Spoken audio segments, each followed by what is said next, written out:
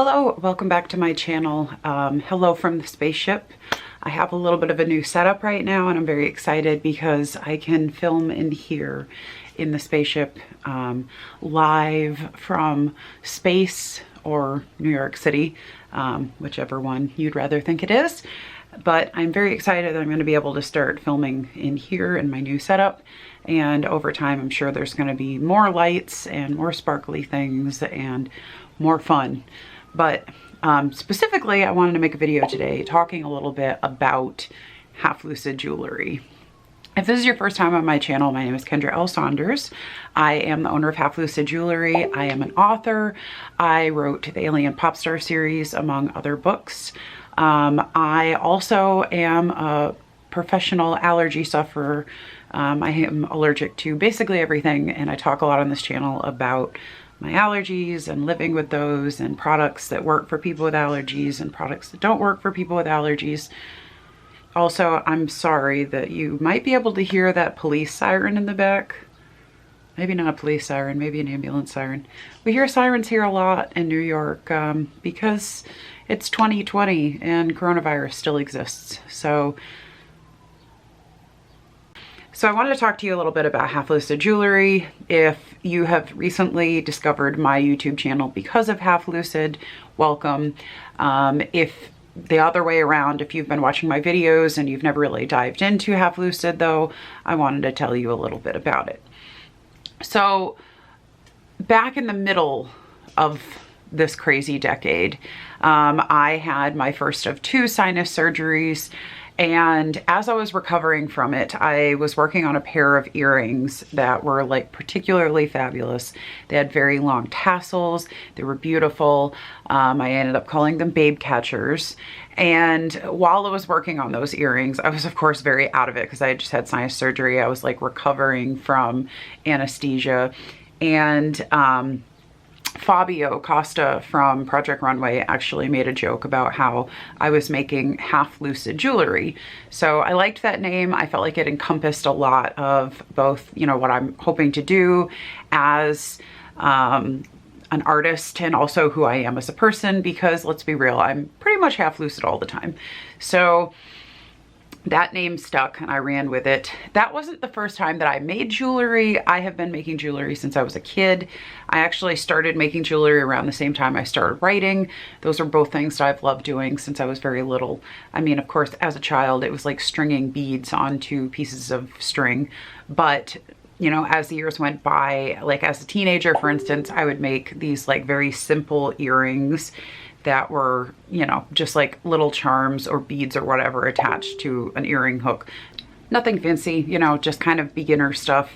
But as a teenager, I did start doing that. And actually for a little while, I would take those earrings with me to the local mall in New Hampshire where I lived at the time, and just like legitimately walk around with this box and show people earrings and try to sell them, which is crazy when I think about it now. Not only the fact that I was brave enough to do something like that, but also just the fact that, you know, I didn't get in trouble for doing that. It's surprising to me now. I'm like, it was a whole different level. You know, I was like the kids that you see here that are like selling candy bars or whatever for $1, like water bottles on the train. I was like that, but with earrings, and I was selling them for like $3 a pair.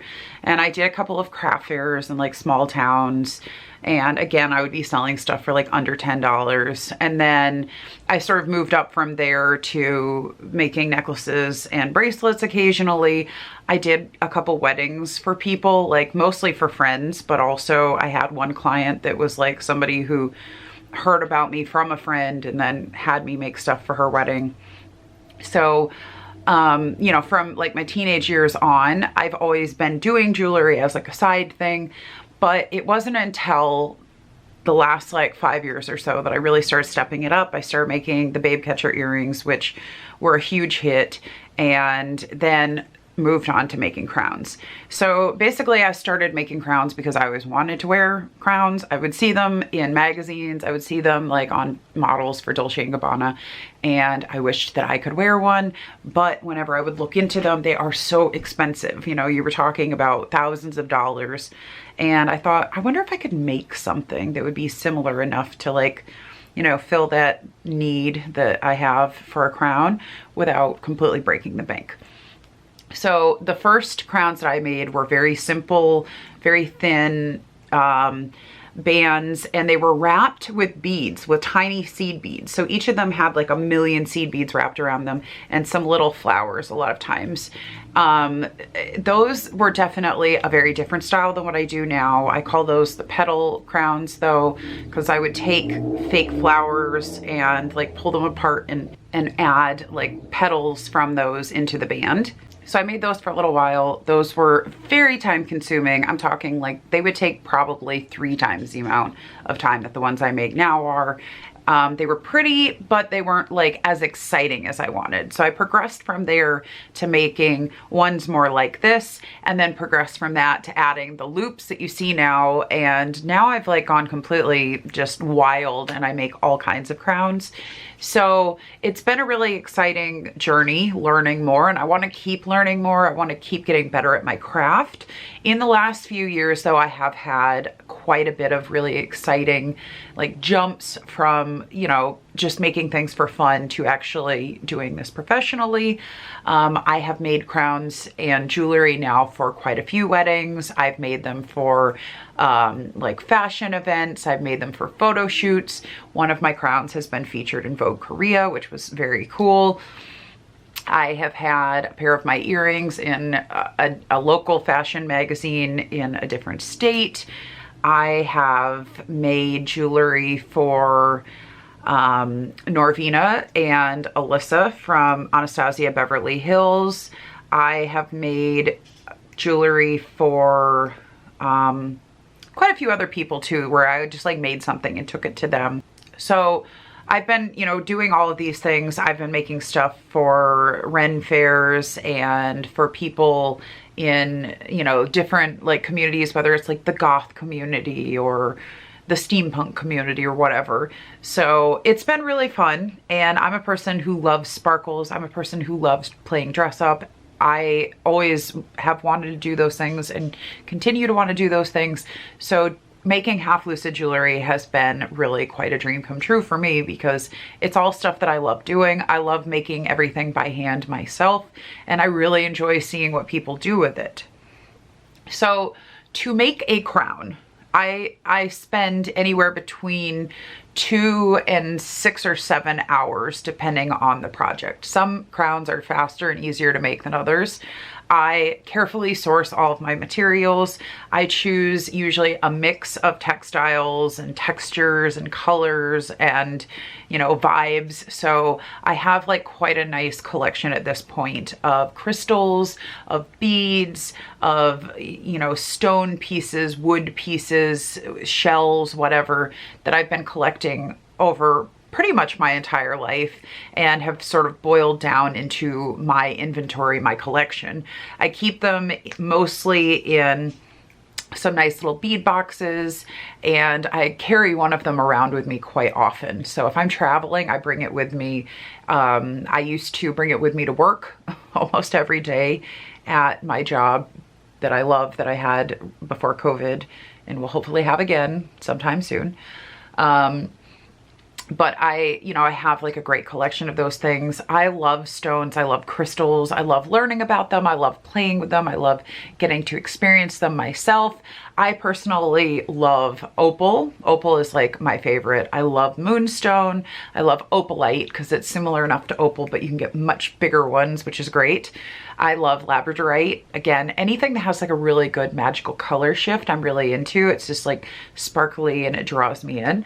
So I love all of those stones. I also really enjoy blue lace agate. I love, well, my birthstone is emerald, so I can't help enjoying a good emerald here and there, even though green's not really my color.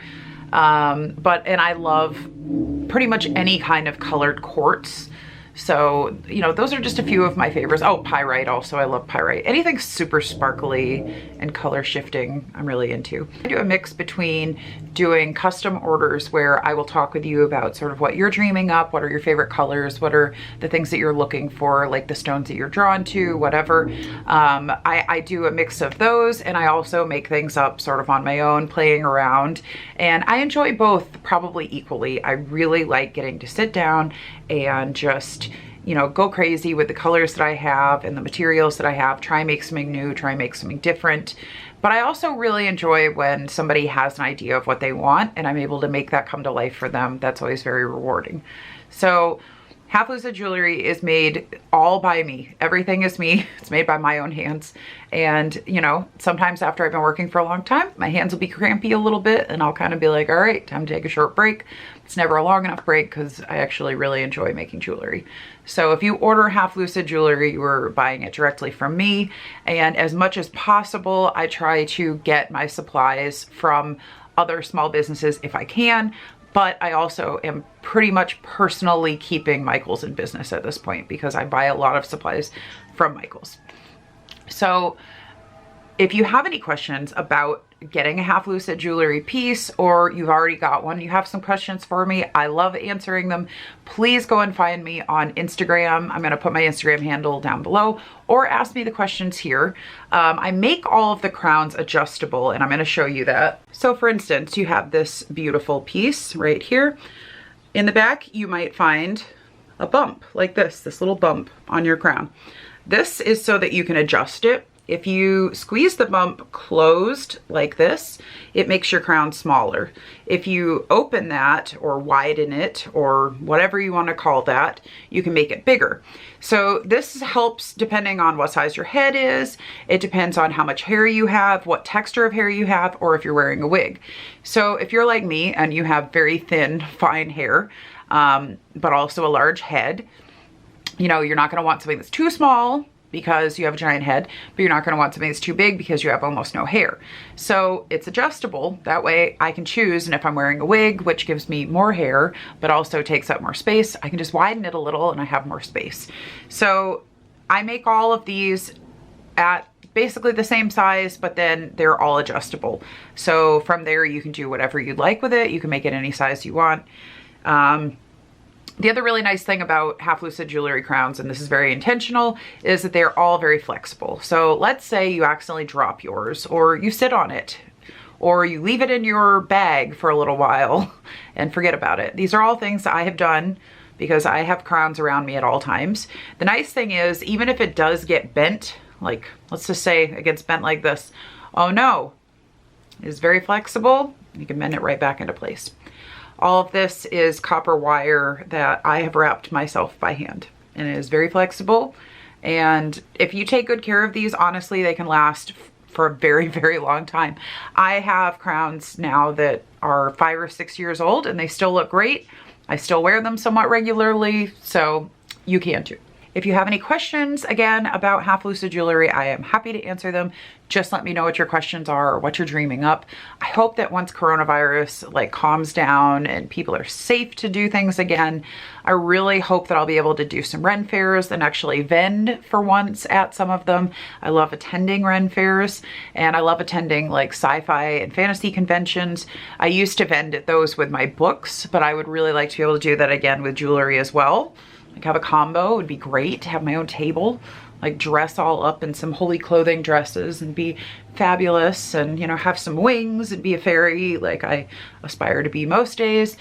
Hopefully that will be able to happen. We will see, hopefully in the near future. But until that time, you can have a crown for your home, for your photo shoots in the backyard, for whatever you want to do that's fabulous and wonderful. Just let me know what you want and I will see if I can make that happen for you. Thank you so much for watching this video. I'm sorry if it was a little rambly, but you know, I'm getting back into the swing of doing YouTube videos again. So thank you so much for watching. Give the video a thumbs up if you enjoyed it, and please subscribe to my channel if you haven't already. I'm gonna be doing more fun stuff soon. So thank you guys. I'll see you in the next one.